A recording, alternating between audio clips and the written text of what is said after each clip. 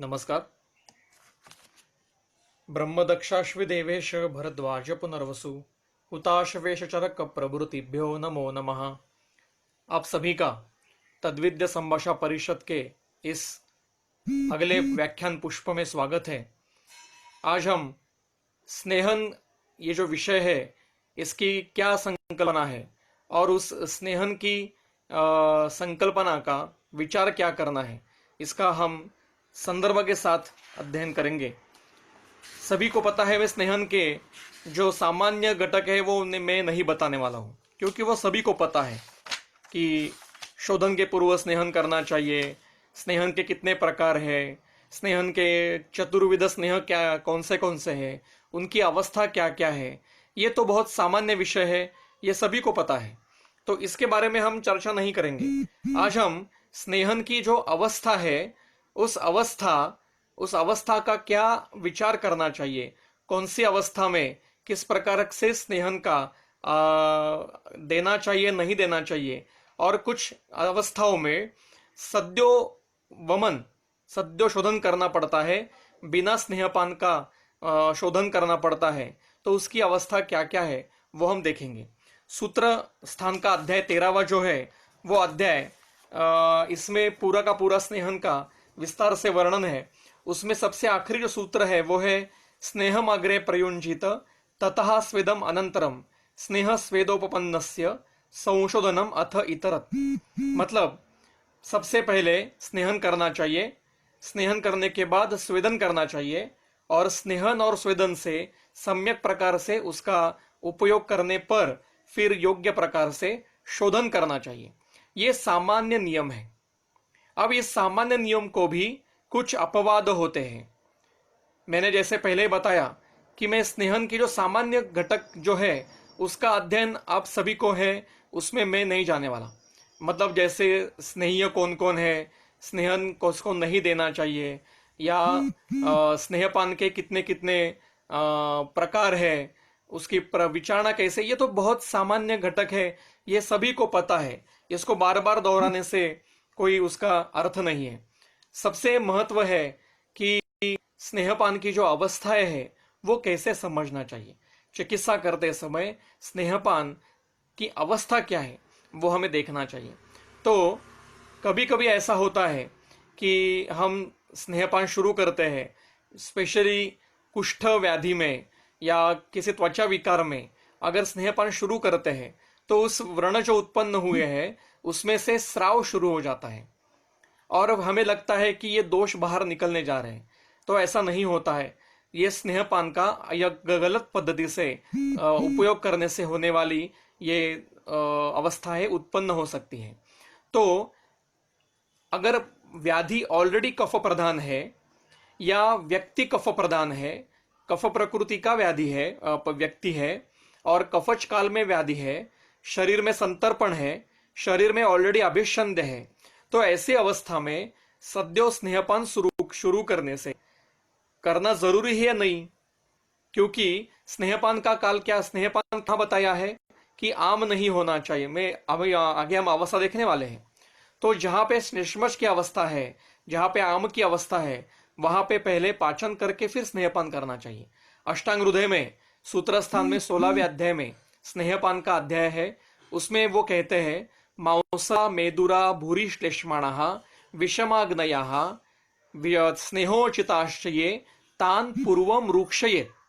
मतलब मांसला जो मांसल व्यक्ति है, मांस उत्कट है जिनमें, मेदुरा जिनमें मेद अत्यधिक मात्रा में युक्त है, मेदस्वी व्यक्ति है.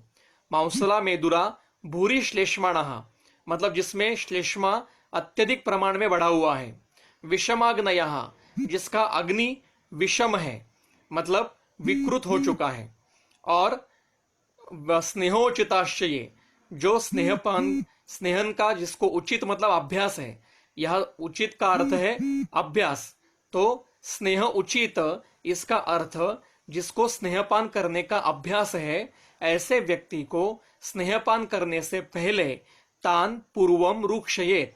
इन सभी व्यक्तियों को मांसल मेदुर मेदस्वी भूरि श्लेष्मा विषम आग्नया स्नेह का अभ्यास करने वाले व्यक्तियों को सबसे पहले रूक्षण चिकित्सा करनी चाहिए।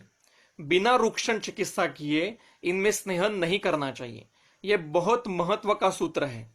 और आज के जमाने में जो पेशेंट हमारे पास आते हैं वो प्रायः संतर्पण करने वाले होते हैं, प्रायः अग्नि विकृति के होते हैं, प्रायः आम विष आम प्रदोष के पेशेंट होते हैं। तो इनमें स्नेहपान शुरू करने से पहले ये घटक ध्यान में रखना बहुत बहुत आवश्यक है। यही बात चरक संहिता में भी बताई है। चरक संहिता के ज्वर चिकित्सा अध्याय में, ज्वर चिकित्सा अध्याय 3, चिकित्सा स्थान अध्याय 3, सूत्र नंबर 164, उसमें आप ये सूत्र जो संदर्भ में बता रहा हूं ये आप बाद में चेक कर सकते हैं, या फिर अभी आपके साथ चरक संहिता होगी तो आप सामने सूत्र निकाल सकते हो। चरक संहिता चिकित्सा स्थान अध्याय नंबर 3, सूत्र नंबर 164। ये सूत्र ऐसा है, अथ ऊर्ध्वम कफे मंदे वात पित्तोत्तरे ज्वरे परिपक्वेषु दोषेषु सर्पिष्पानम यथा अमृतम। इस सूत्र का बहुत अच्छा विचार करना चाहिए। यह ज्वर चिकित्सा में जो सूत्र आया है ये ज्वर में भी आया होगा, फिर भी ये अतिदेश तंत्र युक्ति से सभी व्याधियों में इसको हम लगा सकते हैं। अथ ऊर्ध्वम, ऊर्ध्वम मतलब पहले चिकित्सा हो गई, लंघनम पाचनम स्वेदो कालो जो चिकित्सा है, जो संदर्भ बताया है 142 में, लंघनम सुदनम कालो यवागो स्तिक्तो को रसः पाचनानी अव्यपक्वानाम दोषाणाम तरुणे ज्वरे। तो नव अवस्था में पहले लंघन, फिर स्वेदन, फिर कुछ काल रुकना, फिर यवागु तिक्त रस का प्रयोग और फिर पाचन। ये करने के बाद जब ज्वर आम का पूरा पचन हो जाए, और काल दिया है दशाहम यावत, एक तो चिकित्सा करने पर, पाचन चिकित्सा करने पर 10 दिनों के बाद, या फिर अच्छा पाचन अच्छा रूक्षण होने पर, इसको कहते हैं अत ऊर्ध्वम। अत ऊर्ध्वम मतलब ये चिकित्सा करने पर कफे मंदे, कफ अगर मंद हो गया है, मतलब कफ के जो स्निग्ध, शीत, गुरु, पिच्छील, मंद ये गुण है ये शरीर में हमने चिकित्सा से कम कर दिए। वात पित्तोत्तरे ज्वरे, वायु और पित्त के गुण बढ़े हुए हैं, उसमें वायु के रुक्ष, लघु, खर, परुष ये गुण हमने निर्माण किए, शरीर में रूक्षण किया, और पित्त के उष्ण तीक्ष्णादि गुण बढ़ाए और स्निग्ध और द्रव गुण कम कर दिए। आगे है परिपक्वेषु दोषेषु, दोष परिपक्व हो गए मतलब निराम हो गए, सामता सभी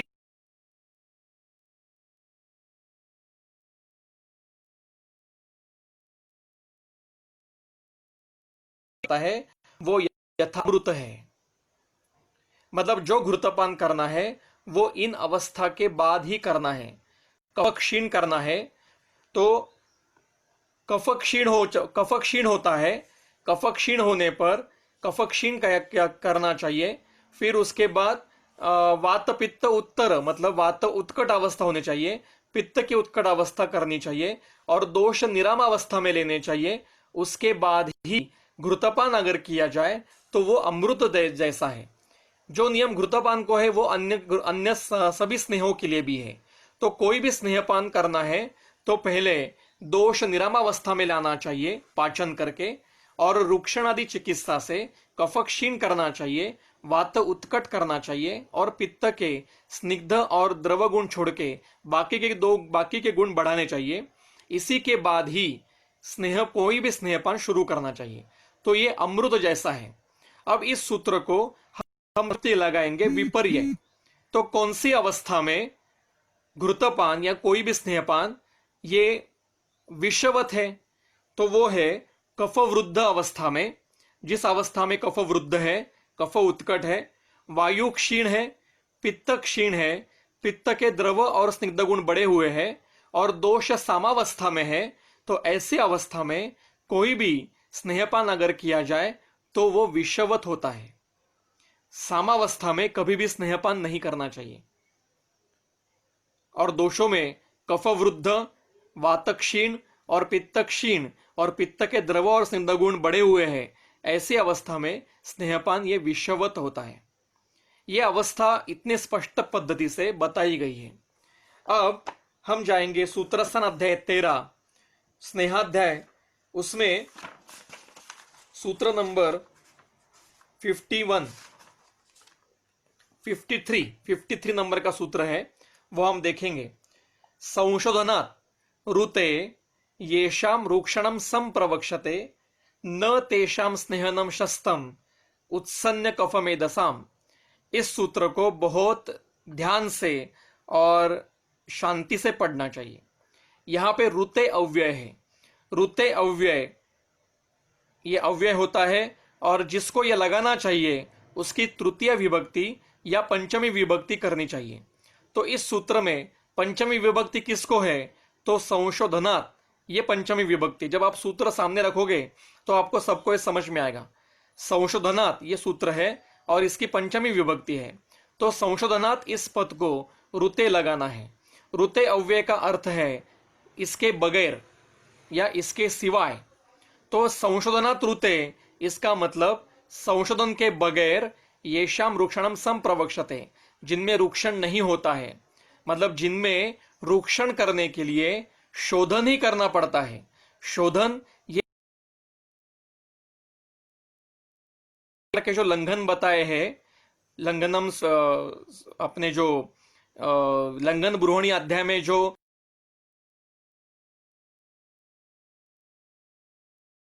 चतुष्प्रकारा संशुद्धि पिपासा मारुता आतपो, ऐसा भी दूसरी पंक्ति में उसका वर्णन है। तो चारों प्रकार के शोधन, ये चार प्रकार के शोधन है, ये रूक्षण करने वाले हैं। शोधन ये एक प्रकार की रूक्षण चिकित्सा है। तो जिनमें रूक्षण चिकित्सा करने पर, रूक्षण चिकित्सा करने के लिए शोधन ही करना पड़ता है, ऐसे व्यक्तियों में क्या करना चाहिए? चरक संहिता के विमान स्थान के अध्याय 3 अध्याय में, जनपदो ध्वंसी अध्याय में, उसके आखिरी पदों में उन्होंने 3 प्रकार के चिकित्सा बताई है, लंघन, लंघन पाचन और दोषावसेचन। और वो कहते हैं कि जब दोष अल्प बलवान होते हैं तब आप लंघन कर सकते हो, जब दोष मध्य बलवान होते हैं तो आपको लंघन और पाचन चिकित्सा करनी पड़ती है, और जब दोष बलवान होते हैं तब आपको शोधन चिकित्सा करनी पड़ती है अपतर्पण के लिए। जैसा व्याधि है, प्रमेह जैसा व्याधि है, या अन्य कोई भी व्याधि जिसमें दोष बहुत बलवान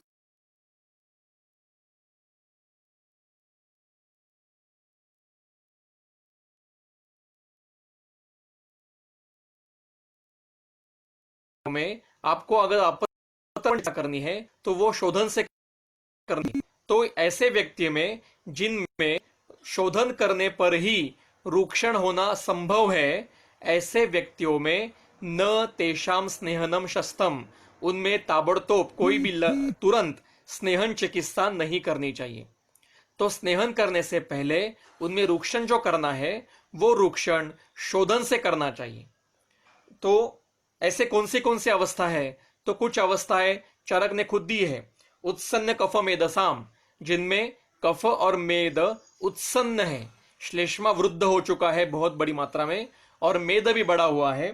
अभिषण्य आनन गुदाहा, जिनके मुख से या गुदा से स्राव शुरू है, अभिषंद हो चुका है, गुदभागी अभिषंद है, मुखभागी अभिषंद है। नित्य मंदाग्नयः, जिसका अग्नि नित्य मंद होता रहता है। तृष्णा मूर्छा परिताश्च, ऐसे कई अवस्थाएं आगे दी है। अब यहाँ पे चक्रपाणी की टीका बहुत महत्व की है। चक्रपाणी कहते हैं कि येषाम रूक्षणम वक्षते लंघन ब्रूहणीय, लंघन ब्रूहणी अध्याय में रूक्षणीय कौन कौन है, जिनको रूक्षण करना चाहिए, उनकी एक लिस्ट दी है। वो कहते हैं अभिषंध्या, महादोषा, मर्मस्था व्याधयश्च ये उरुस्तंभ प्रभृतयाः रूक्षणीय निदर्शिता, जो व्याधि अभिषंध्य से उत्पन्न हो चुकी है। तो व्हाट इज अभिषंद? अभिषंद का अर्थ है शरीर में क्लेद अतिरिक्त मात्रा में बढ़ना और सभी शरीर में सभी धातुएं क्लेद से युक्त होना, इसको अभिषंद कहते हैं। शरीर के सभी स्रोतों में से स्राव शुरू होना, बाह्य स्रोतों में से स्राव शुरू होना, इसको अभिषंद कहते हैं। और महादोषा, जिनमें दोष बहुत बलवान है, और मर्मस्था व्याधयः, मर्मगत व्याधि है, ऐसे उरुस्तंभादि व्याधियों में रूक्षण चिकित्सा करनी चाहिए। यह सूत्र 22वें अध्याय में, लंघन ब्रूहणी अध्याय में आया है।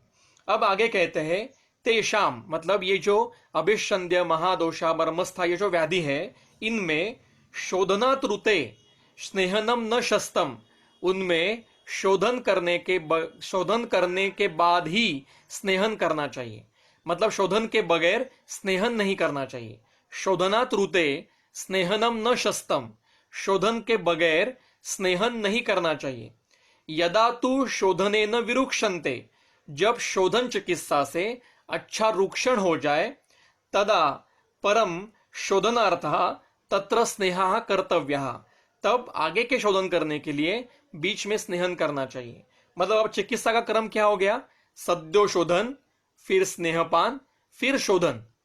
ये अवस्था बहुत स्पष्ट पद्धति से चरक में वर्णन की है। अब हमें इसको जरा अच्छे से समझना चाहिए।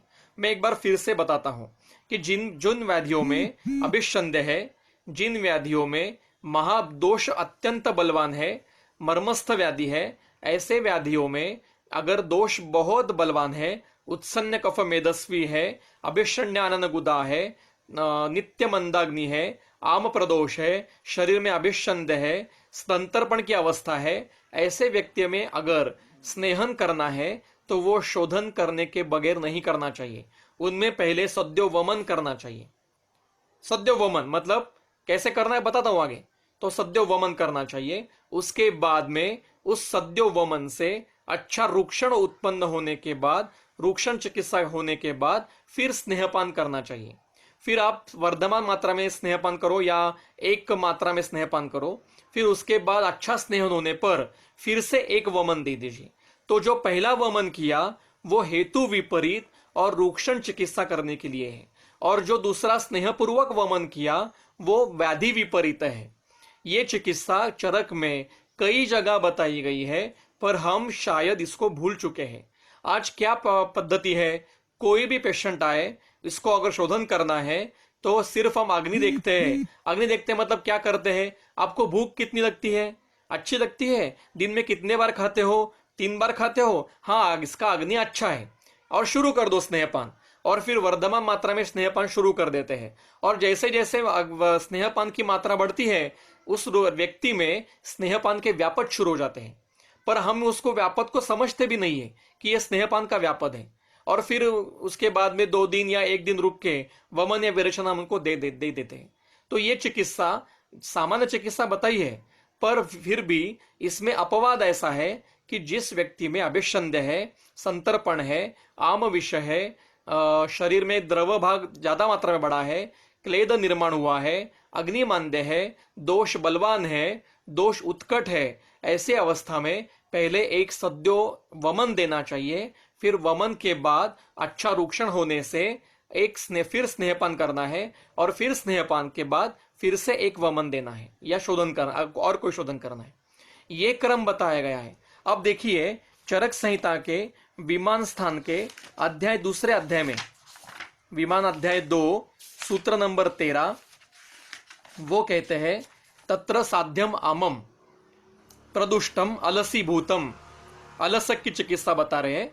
तत्र साध्यम आमम प्रदुष्टम अलसीभूतम आदौ उल्लेखयेत पाययित्वा सलवणम उष्णम वारी। सद्यो वमन को उल्लेखन, ये शब्द ग्रंथकारों ने उपयोग में लाया है। तो जो आम साध्य है, साध्य है मतलब क्या है? कोष्ठगत है। शाखागत जब आम होता है तब हमें शोधन नहीं करना चाहिए। यह सामान्य नियम हमें बताया है कि सर्वदेह प्रविश्रुतान सामान दोषान न निरहरे। तो जो सर्वदेह प्रविश्रुत है, शाखागत है, धातुगत अगर आम गया है तो उसको शोधन नहीं करना चाहिए। सामदोष अगर धातुगत है तो शोधन नहीं करना चाहिए। जब ये कोष्ठ में आएंगे तब कोष्ठ में उसको साध्य आम कहते हैं। और प्रदुष्टम अलसीभूतम, वो प्रदुष्ट है मतलब अत्यंत दुष्ट हो चुके हैं, सामदोष, और अलसीभूतम शरीर में पड़े हो चुके हैं, उनको बाहर निकलना चाहिए। तो उनको बाहर निकलने के लिए आदौ उल्लेखयेत, सबसे पहले उनको शरीर से बाहर निकाल दीजिए। कैसे? पाययित्वा सलवणम उष्णम वारी, गर्म पानी में बहुत ज्यादा मात्रा में नमक डाल के, नमक से संपृक्त लवण जल करके उसको आकंठ पान कीजिए, गले में उंगलियां डालिए और 2-4 उल्टियां निकाल दीजिए। यहाँ इसी को उल्लेखन कहा है। यहाँ पे वेग की गणना नहीं करनी है, कितनी मात्रा में क्या क्या उदर से बाहर निकला है ये भी नहीं करना है। सिर्फ 2-3 बार उल्टियां होनी चाहिए, वमन का वेग आना चाहिए। इसको सद्यो वमन या उल्लेखन कहते हैं। और इसके बाद में फिर रूक्षण के लक्षण दिखाई दिए। स्नेहन का द्रव भाग कम हो चुका है, अग्नि अच्छा हो चुका है, दोष साम दोष बाहर निकल चुके हैं, पाचन अच्छा हुआ है, रूक्षण की अच्छी अवस्था हुई है, फिर आप स्नेहपान शुरू कर दीजिए। क्या यह स्नेहपान की अवस्था हम व्यवहार में उपयोग में लाएंगे नहीं लाएंगे? ग्रंथकारों ने इतने स्पष्ट पद्धति से कई जगह देखो, ज्वर का चिकित्सा का संदर्भ देखा, मीमांसा का संदर्भ देखा, सूत्र स्थान में खुद स्नेहाध्याय में वर्णन किया है। अब मैं आपको सामने एक और संदर्भ रखने वाला हूं। कुष्ठ चिकित्सा अध्याय में, कुष्ठ चिकित्सा अध्याय अध्याय नंबर 7 सूत्र नंबर 42, वो कहते हैं स्नेहस्य पानम इष्टम। कुष्ठ में मतलब किसी भी त्वचा विकार में स्नेहपान करना एक महत्व की चिकित्सा है, जरूर स्नेहपान करना चाहिए। स्नेहस्य पानम इष्टम योग्य चिकित्सा है, पर कब? शुद्धे कोष्ठे प्रवाहिते रक्ते, जब कोष्ठ शुद्ध हो चुका है और रक्त मोक्षण किया है, मतलब रक्तगत दोष भी दूर किए हैं, ये करने पर ही स्नेहन करना चाहिए। बिना कोष्ठ शोधन के और बिना रक्त मोक्षण के त्वचा विकारों में स्नेहपान नहीं करना चाहिए। ये नियम स्पष्ट पद्धति से चरक में बताया गया है। और इसके ऊपर जो चक्रपाणी की टीका है वो तो उसका बोर्ड लगा के हमारे क्लिनिक में लगाना चाहिए। जहां पे हम बैठते हैं क्लिनिक में, हमारी कुर्सी जहां है उसके सामने 2 वाक्य लिखने हैं। एक दोषा एव ही सर्वेषाम रोगाणाम एक कारणम, ये एक वाक्य, और दूसरा ये चक्रपाणी का जो वाक्य मैं अभी बताऊंगा वो वाक्य। चक्रपाणी कहते हैं कोष्ठे शुद्धे रक्ते प्रवाहिते च स्नेहस्य पानम इष्टम। इसके बाद में वो महत्व का वाक्य कहते हैं, इसको आपके सामने अगर चरक है तो उसको अधोरेखांकित करके रखिए, उसको कलर करके रखिए। अशुद्ध कोष्ठस्य स्नेहपानम व्याधि वर्धनम भवति। अगर अशुद्ध कोष्ठ में स्नेहपान किया तो व्याधि बढ़ता है। अशुद्ध कोष्ठस्य स्नेहपानम व्याधि वर्धनम भवति। बिना शोधन किए स्नेहपान किया तो व्याधि बढ़ता है। कितना महत्व का वाक्य है ये, हम इसको भूल चुके हैं। आया पेशेंट की दिया स्नेहपान, आया पेशेंट की दिया स्नेहपान, शुरू कर दिए स्नेहपान। रुकिए जरा, अवस्था देखिए कौन सी अवस्था है, स्नेहपान के योग्य रुग्ण है या नहीं। अगर नहीं है तो उसको स्नेहपान के योग्य करके स्नेहपान करना चाहिए। इसलिए अशुद्ध कोष्ठ में, कोष्ठ शुद्ध नहीं है, सामता है, अग्निमांद्य है, दोष कोष्ठ में लिप्त है, अलसक की अवस्था है, संतर्पण की अवस्था है, अभिषंद की अवस्था है, ऐसी अवस्था में अगर स्नेहपान किया तो व्याधि वर्धन होता है। इसलिए पहले क्या करना चाहिए? पहले पाचन करना चाहिए अच्छा,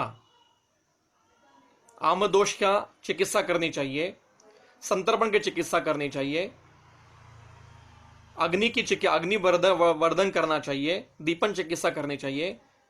और इसके बाद में फिर कफ क्षीण होने पर, वात और पित्त उत्कट होने पर और निरामावस्था आने पर आप कोई भी स्नेहपान दीजिए, वो अमृत जैसा है। पर अशुद्ध कोष्ठ में जो स्नेहपान दिया जाता है वो विषवत है, वो व्याधि वर्धन करेगा।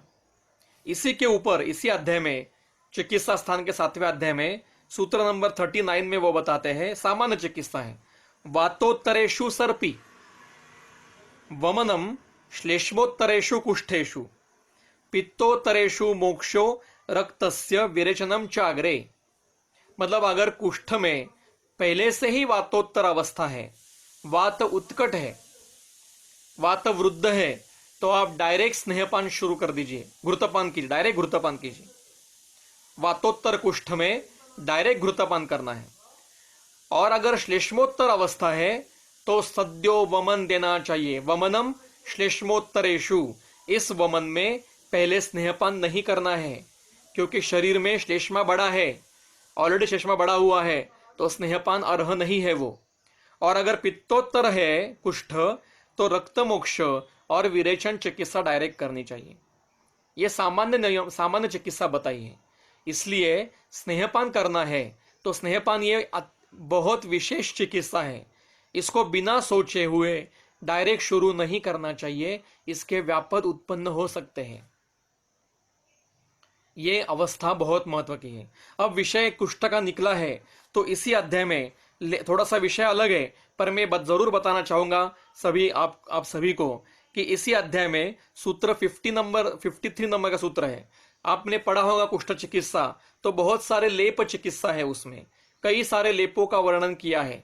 पर चरक ऐसा कहते हैं कि कुष्ठ में अगर आपको लेप लगाना है तो वो शोधन के बाद और रक्त मोक्षण के बाद ही लगाना है।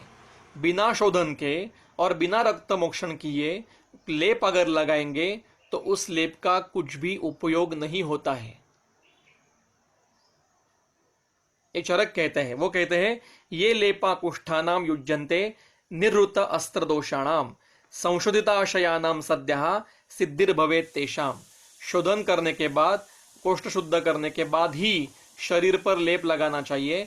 तो लेप चिकित्सा के लिए भी शोधन और रक्त मोक्षण ये प्राथमिक स्तर पर आवश्यक है। बिना शोधन और बिना रक्त मोक्षण के लेप का कुछ भी उपयोग नहीं होता है। इसलिए ये कुष्ठ में स्नेहपान की जो अवस्था है हमने संक्षेप में देखी है। अब कई प्रकार से हम देखते हैं कि वर्धमान मात्रा में स्नेहपान दिया जाता है। भारत में, पूरे भारतवर्ष में जो स्नेहपान दिया जाता है शोधन के पूर्व, वो वर्धमान मात्रा में दिया जाता है। क्या मुझे कोई बताएगा कि वर्धमान मात्रा में स्नेहपान करना चाहिए, इसका संदर्भ कहीं ग्रंथ में है? जब मैं ये सवाल पूछता हूं तो मुझे एक ही उत्तर मिलता है कि कल्याणकारक नाम के ग्रंथ में ये संदर्भ है। अब कल्याणकारक ये ग्रंथ आयुर्वेद का ग्रंथ नहीं है, ये जैन धर्म का, जैन शास्त्र का ग्रंथ है। उसमें से एक अध्याय आयुर्वेद का है और उसमें उन्होंने स्नेहपान का वर्णन किया है कि वर्धमान मात्रा में स्नेहपान करना चाहिए। चरक संहिता में, सुश्रुत संहिता में, अष्टांग हृदय में, अष्टांग संग्रह में कहीं पर भी वर्धमान मात्रा में स्नेहपान करना चाहिए इसका उल्लेख नहीं है। तो हम क्यों करते हैं? इस वर्धमान मात्रा में जो स्नेहन करते हैं उसके पीछे का लॉजिक पता होना चाहिए हमें। दोष विलयन के लिए करते हैं, ये बहुत सामान्य वाक्य हो गया। तो वर्धमान मात्रा में क्यों करना चाहिए? स्नेहपान की जो मात्रा है, शोधन करने के लिए जो स्नेहपान की मात्रा है वो मध्यम मात्रा है। स्नेहपान की 3 प्रकार की मात्रा चरक ने बताई है, रस्व, मध्यम और उत्तम। और वाग्भट ने रसीयसी मात्रा ये और एक बात बताई है जो रस्व मात्रा की भी आधी मात्रा है। तो जो मध्यम मात्रा है वो शोधन के लिए योग्य है। मतलब जब मध्यम मात्रा में स्नेहपान जाता है तब अव्यय व्यक्ति शोधन के लिए योग्य होगा, ऐसा समझना चाहिए। तो मध्यम मात्रा मतलब क्या? जो 12 घंटे में स्नेहपान का पचन करती है उसको मध्यम मात्रा कहा जाता है। अब समझो किसी भी व्यक्ति में आपको पता है कि इसकी मध्यम मात्रा क्या है, तो आपने डायरेक्ट उसको मध्यम मात्रा में स्नेहपान शुरू कर दिया तो उसको स्नेहपान का व्यापद हो जाएगा। इसलिए रस्व मात्रा से या रसीयसी मात्रा से शुरुआत करके धीरे धीरे मात्रा बढ़ाते हुए उसको मध्यम मात्रा तक, मतलब 12 घंटे में जो पचती है वहां तक लेके जाना है उसको। और फिर उसको स्नेहपान के सम्यक लक्षण जब तक दिखाई देते हैं उस वहां तक उसको लेके जाके फिर रुक के फिर उसको शोधन करना है। अब मैं जो शोधन लेता हूं, मेरे बारे में बताता हूं। मैं हर साल शोधन लेता हूं तो मुझे मेरी मध्यम मात्रा पता है कि वो 140 मिलीलीटर मेरी मध्यम मात्रा है। मतलब जब मैं 140 मिलीलीटर का स्नेहपान करता हूं तब वो 12 घंटे में बाद उसका पचन पूरा हो जाता है। मुझे 12 घंटे के बाद भूख लगती है। पर मतलब इसका अर्थ क्या है कि अभी ये मेरा अनुभव है इतने सालों से शोधन करने पर खुद का, कि जब मैं 140 मिलीलीटर मात्रा में स्नेहपान करता हूं तो मुझे सम्यक स्नेह के लक्षण दिखाई देने लगते हैं। फिर मैं दूसरे दिन भी, मतलब शुरुआत करता हूं 20 से 30 से, और फिर बढ़ाते बढ़ाते हुए 3 दिन में बढ़ाता हूँ मात्रा में और 140 पे आता हूँ, और फिर चौथे दिन भी 140 लेके फिर रुक जाता हूँ और फिर विश्राम लेके फिर वमन या विरेचन कर देता हूँ। तो डायरेक्ट मैंने रूक्षण करने के बाद, समझो मैंने वर्धमान मात्रा में संदर्भ नहीं ग्रंथ में, तो मैंने डायरेक्ट 140 मिलीलीटर की मात्रा सेवन कर ली, तो मेरा अग्नि अत्यंत मंद हो जाएगा, क्योंकि मेरा अग्नि उस बड़ी मात्रा में, जो मात्रा में अग्नि स्नेह आया है, उसको पचाने में असमर्थ रहेगा। इसलिए ये क्रम निकला कि धीरे धीरे करके वर्धमान मात्रा में स्नेहपान करना चाहिए। ग्रंथ में कहीं पर भी इसका स्पष्ट संदर्भ नहीं है, फिर भी ये योग्य चिकित्सा है। कभी कभी ऐसा होता है, मेरे व्यवहार में मैं देखता हूं कि रुग्ण को एक दिन के स्नेहपान में ही सम्यक स्नेह के लक्षण दिखाई देते हैं। इसका अर्थ ऐसा है कि रूक्षण चिकित्सा ठीक से नहीं की गई है, इसलिए बिना रूक्षण किए स्नेहपान नहीं करना चाहिए। कभी कभी ऐसा होता है 1 या 2 दिन में स्नेहपान होता है तो मैं दे देता हूं। कई 7 दिन के, आज तो 7 दिन रुकने की जरूरत ही नहीं पड़ती स्नेहपान के लिए, 2 या 3 दिन में ही स्नेहपान का सम्यक लक्षण दिखाई देता है। तो 2-3 दिन स्नेहपान करने के बाद आप फिर विश्रांति ले लेके शोधन कर दीजिए। दूसरा और एक ऐसा गलतफहमी है कि अधो मार्ग से, गुद मार्ग से स्नेह निकलने लगेगा तब हम समझते हैं कि यह सम्यक स्नेह हो गया। नहीं, ये स्नेहपान का अति योग का लक्षण है, चरक में वर्णन किया है। तो सम्यक स्नेह के लक्षण क्या है वो 22वें अध्याय में बताए हैं। वातानुलोम्यम दीप्तोग्निर्मेधस मलस्निग्धम असंवतम, मतलब मल सिर्फ स्निग्ध होना है, अधोमार्ग से स्नेह निकलना है, यह अति मात्रा का लक्षण है। जो मल त्याग होगा वो मल सम्यक स्निग्ध होगा, ये सम्यक स्नेह के लक्षण है। स्नेहपान, स्नेह ही अधोमार्ग से बाहर निकलना चाहिए, ये अतियोग का लक्षण है। तो इसके ऊपर जरा ध्यान देना चाहिए, पूरा ध्यान रख के फिर उसका विचार करना पड़ता है। तो इस प्रकार से स्नेहपान की कुछ अवस्थाएं हमने देखी है। तो स्नेहपान ये बहुत महत्व का विषय है। बिना समझे, बिना रुग्ण का परीक्षण किए स्नेहपान नहीं करना चाहिए। बिना, कभी कभी ऐसा होता है कि दोष उत्कट होते हैं, बहुत बलवान होते हैं, तब इनमें शोधन करके स्नेहपान करना पड़ता है। मतलब शोधन, स्नेहन और फिर शोधन। तो पहला शोधन ये निस्नेह होता है और फिर स्नेहपूर्वक दूसरा शोधन करना पड़ता है। अगर दोष अल्प मात्रा में है तो आप डायरेक्ट लंघन करके 2-3 दिन लंघन करके उष्णोदक देके, वचा शुंठी आदि चूर्ण देके उसको रूक्षण कर दीजिए और फिर उसको स्नेहपान के लिए ले लीजिए। अगर दोष बलवान, मध्य बलवान है तो आपको लंघन पाचन करना पड़ता है, मतलब लंघन की भी करना पड़ता है और पाचक औषधि भी देनी पड़ती है, और फिर उसके बाद में आपको रूक्षण अच्छा होने के बाद में फिर स्नेहपान करना पड़ता है। पर जब दोष बलवान होते हैं तो रूक्षण करने के लिए आपको शोधन चिकित्सा करनी पड़ती है।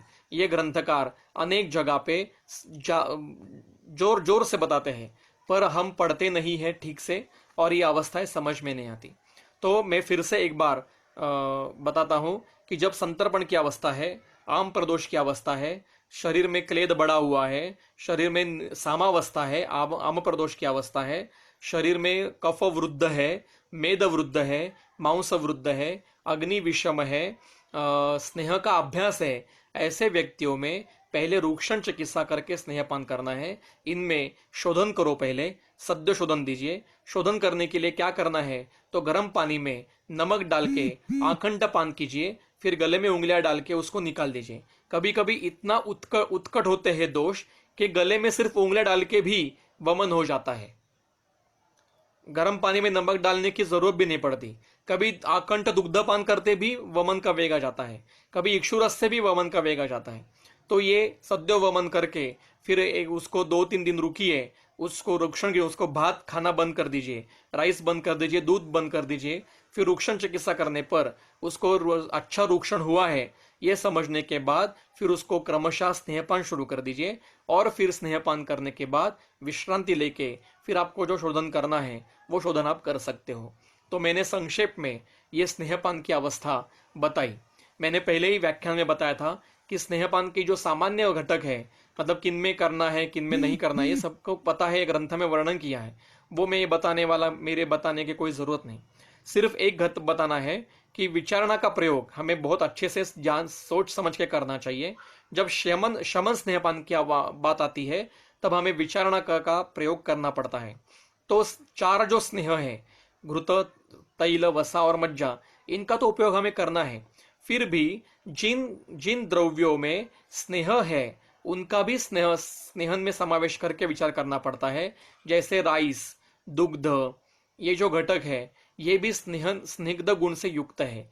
तो स्नेह पान करते समय इनका भी सोच समझ के विचार करना चाहिए। तो मैंने संक्षेप में स्नेहपान की अवस्था क्या होनी चाहिए, सद्योवमन की अवस्था क्या है, उल्लेखन की अवस्था क्या है और शोधन के बाद ही स्नेहपान करने की अवस्था क्या है, ये जो हमारे ग्रंथकारों की एक विशेष अवस्था उन्होंने वर्णन की है, उस बताने का प्रयास इस व्याख्यान का था। तो मैंने संक्षेप में बताया। तो हम यहाँ पे रुकते हैं। अगर कुछ प्रश्न होंगे तो आप बाद में पूछ सकते हो, उसके उत्तर हम आपको थ्रू मैसेज दे देंगे। मुझे यहाँ पे व्याख्यान देने के लिए जो यहाँ पे बुलाया गया, एक मौका दिया गया, उसके लिए तद्विद्य संभाषा परिषद और डॉक्टर सौरभ कोकतनूर और डॉक्टर नारायण विद्यासागर और उनकी पूरी टीम, इनको मैं बहुत बहुत धन्यवाद देता हूँ और मेरा ये विषय यहाँ पे ख़त्म करता हूँ। धन्यवाद। नमस्ते।